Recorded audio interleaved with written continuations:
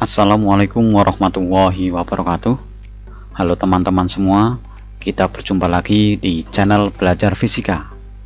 Pada video kali ini saya akan membahas materi fisika kelas 10 bab vektor. Pada bab sebelumnya kita sudah mempelajari besaran dan satuan. Di antaranya besaran itu adalah besaran skalar dan vektor. Nah, kita akan mempelajari lebih dalam mengenai besaran vektor. Besaran vektor adalah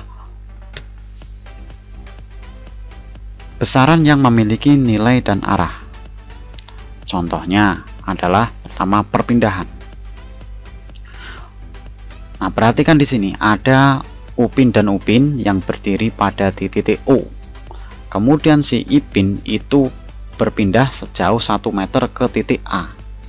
Sedangkan si upin itu berpindah 1 meter ke titik B. Apakah upin dan ipin itu bisa dikatakan perpindahannya sama? Ternyata perpindahan upin dan upin itu berbeda. Meskipun di sini sama-sama berpindah 1 meter, namun arahnya berlawanan atau berbeda. Si ipin itu berpindah ke kanan sejauh 1 meter, si upin berpindah ke kiri sejauh 1 meter. Nah, 1 meter itu adalah nilai, sedangkan kanan dan kiri itu adalah arahnya. Jadi perpindahan itu termasuk besaran vektor. Yang kedua adalah gaya. Gaya itu bisa berupa dorongan maupun tarikan. Nah, perhatikan di sini ada dua keluarga Pak Samsul dan keluarga Pak Mamat yang sedang melakukan kegiatan tarik tambang. Keluarga Pak Mamat ini menarik dengan gaya 10 Newton ke arah kanan, sedangkan keluarga Pak Samsul ini menarik dengan gaya 10 Newton ke kiri misalkan. Nah, di sini masing-masing memiliki gaya 10 Newton, tapi arahnya berbeda. Yang keluarga Pak Mamat ke kanan, keluarga Pak Samsul ke kiri. Jadi ada nilai dan arah. Contoh yang berikutnya adalah kecepatan. Nah, pasti kalian pernah melihat alat ini. Nah, alat ini berada di mobil atau di motor. Biasanya ini orang menyebut namanya speedometer. Jadi kalau speedometer itu alat untuk mengukur kecepatan. Nah, ternyata di dalam fisika itu ini bukan merupakan alat yang digunakan untuk mengukur kecepatan.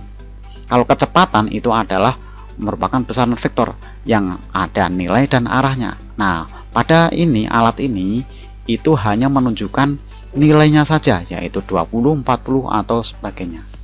Dan di sini tidak menunjukkan arah, entah itu ke kanan atau ke kiri, utara atau selatan, tidak. Jadi alat ini sebenarnya bukan untuk mengukur kecepatan, namun digunakan untuk mengukur kelajuan. Dan masih banyak contoh-contoh besaran vektor yang lainnya. Nah, vektor itu digambarkan dengan anak panah, seperti ini. Anak panah. Di sini ada titik A. A ini adalah pangkal vektor. Dan B di ujung sini adalah ujung vektor. Nah, besar dari A sampai B itu diberi tanda anak panah di atasnya. Ini menunjukkan bahwa ini vektor. AB itu adalah besar atau nilai vektor. Sedangkan arah panahnya ini merupakan arah vektor. Kemudian sifat-sifat vektor. Yang pertama, dapat dipindahkan asal besar dan arah tidak berubah. Contoh, nih besarnya segini, arahnya ke atas. Nah, ini bisa dipindahkan. Nah, bisa dipindahkan. Saya pindahkan di sini. Namun arah dan besarnya tidak berubah. Kemudian dapat dioperasikan aritmatika. Nah, vektor ini bisa dijumlahkan ataupun dikurangkan. Yang ketiga, dapat diuraikan. Diuraikan di sini diuraikan terhadap sumbu X dan sumbu Y. Dua vektor disebut sama jika arah dan besarnya sama. Nah, nih arahnya sama-sama ke atas dan besarnya sama, ukurannya sama. Dan vektor dikatakan berlawanan arah apabila besarnya sama tetapi arahnya berlawanan. Nah, contoh seperti ini. Besarnya sama tapi arahnya yang satu ke atas, satu ke bawah. Berikutnya adalah penjumlahan vektor dengan poligon. Penjumlahan ini itu sebenarnya gampangnya saja pangkal ketemu ujung. Ini hanya menyatukan gambar-gambar vektor panah. Nah, misalkan saya punya vektor A yang arahnya ini seperti ini. Berapa kotak ini? 1, 2, 3, 4. Vektor yang kedua vektor B. Nah, ini seperti ini. Kemudian vektor C yang arahnya ke bawah. Ini bisa dijumlahkan. Misalkan A tambah B tambah C. Maka kita gambarkan ulang vektor A dan tidak berubah nilai dan arahnya. A harus seperti ini. Nah, kita gambarkan di sini A. Ini vektor A yang pertama. Ditambah vektor B. Nah, vektor B nya seperti ini. Nah, pangkalnya ini harus ditaruh di ujung vektor sebelumnya, yaitu vektor A. Nah, kita gambarkan di sini. Nah, arah dan nilainya tidak berubah, harus sama. Kemudian ditambah C. Nah, C arahnya ke bawah. Nah, ini pangkal ketemu ujung lagi. Nah, ini seperti gandeng-gandengan kereta api. Nah, kemudian resultan atau hasil dari ketiga vektor ini adalah kita tarik dari pangkal pertama sampai ke ujung yang terakhir. Nah, ini adalah resultannya. Ini A tambah B tambah C. Kemudian misalkan lagi A tambah min B tambah C. Nah, A kita gambarkan seperti tadi, A persis. Nah, seperti ini. Kemudian di sini tambah min B. Min ini adalah arahnya yang berlawanan dengan yang diketahuinya di sini. Karena ini B arahnya ke kanan, maka kalau min dirubah ke kiri. Arahnya berarti tanda panahnya di sini. Nah, ujungnya berubah jadi di sini, pangkalnya di sini. Tapi nilainya sama. Nah, kita gambarkan di sini. Nah, pangkalnya ditaruh di ujung vektor A. Ujungnya berada di sini karena min, berlawanan arah ya kan. Kemudian ditambah C. Nah, tambah C masih tetap sama, yaitu pangkal ini ditempelkan di ujung vektor B. Nah, di sini. Nah, jadi resultannya ya seperti tadi. Dari pangkal pertama tarik sampai ke ujung vektor yang terakhir. Inilah A plus min dalam kurung min B tambah C. Kemudian yang kedua adalah penjumlahan vektor dengan jajar genjang. Nah, nih saya yang punya vektor A, kemudian vektor min A, arahnya berlawanan ya kan, tapi besarnya sama, arahnya yang A ke atas, yang ini min A ke bawah. Kemudian vektor B, dan kita jumlahkan A tambah B. Kita A nya taruh di sini seperti tadi A. Nah, jajar genjang ini adalah pangkal ketemu pangkal. Nah, pangkal pertama nanti digabungkan pangkal yang kedua. Nih vektor A di sini. Vektor B berarti yang kayak gini. Nah, pangkal ini nanti tempelkan di sini. Nah, ini vektor B. Kemudian kita proyeksikan masing-masing vektor. B kita proyeksikan. Nah, ini kasih garis titik-titik yang besar dan arahnya sama. Nah, sama kan, panjangnya sama. A juga kita proyeksikan sama, sehingga membentuk bangun jajar genjang, maka disebut vektor dengan jajar genjang.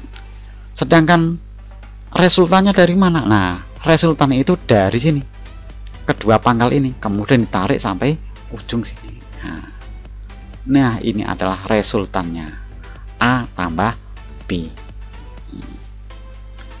Kemudian apabila min A tambah B, nah, seperti tadi kita tuliskan min A dulu. Nah, min A kan, kemudian tambah B, B-nya di sini pangkal, gabungin di sini pangkal dengan pangkal. Ya, kemudian kita proyeksikan. Ini vektor A, kemudian proyeksikan juga vektor B. Nah, diagonal resultannya dari mana? Dari sini, pangkal ini tarik sampai ke ujung sini. Ini adalah resultan min A tambah B. Nah, sebelum kita mulai dengan soal-soal, terlebih dahulu kalian harus hafal daftar nilai sin, cos, dan tan. Ya, di sini ada sudut 0, 30, 45, 60, 90 sampai 360. Nah, di sini misalkan sin 0, nah ini ya, sin 0 ini sudutnya, sudut 0 berarti nilainya 0. Nah, sin 0. Sin 30 derajat. Nah, nilainya adalah setengah. Sin 45 nilainya adalah setengah akar 2 dan seterusnya. Begitu pula dengan cos.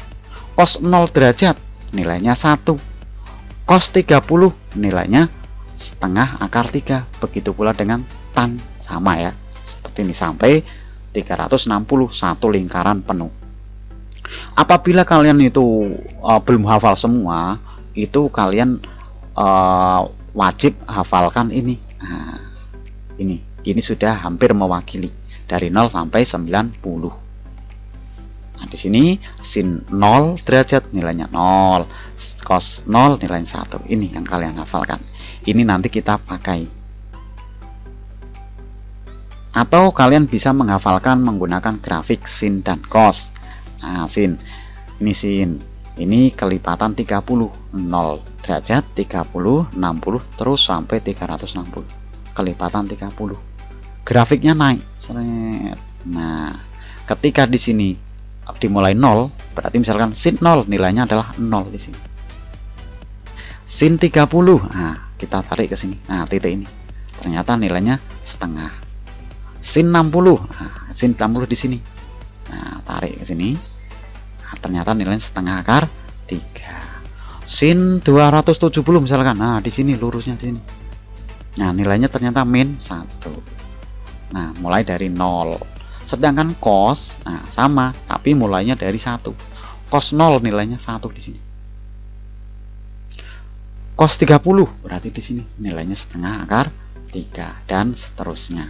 Silakan kalian metode yang mana yang dianggap mudah sehingga bisa hafal semuanya. Nah, sekarang masuk ke cara menghitung resultan vektor dengan metode jajar genjang.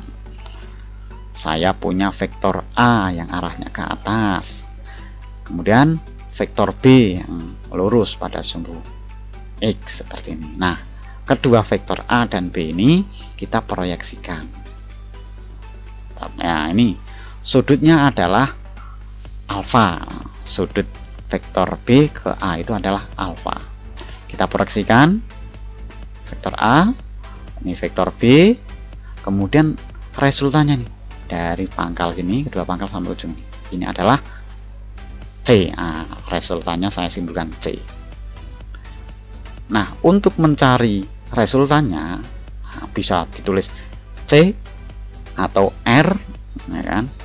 Mas, maka rumusnya adalah akar vektor A kuadrat ditambah vektor B kuadrat ditambah 2 kali vektor A kali vektor B kali cos alfa. Nah, tergantung sudutnya di sini berapa. Nah, alfanya seperti ini.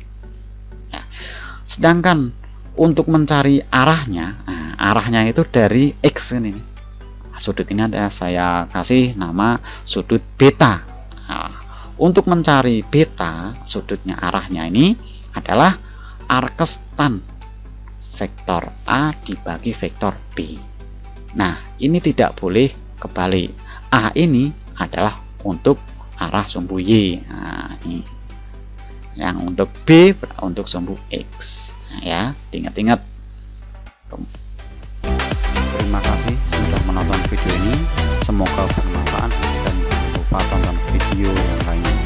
Assalamualaikum warahmatullahi wabarakatuh.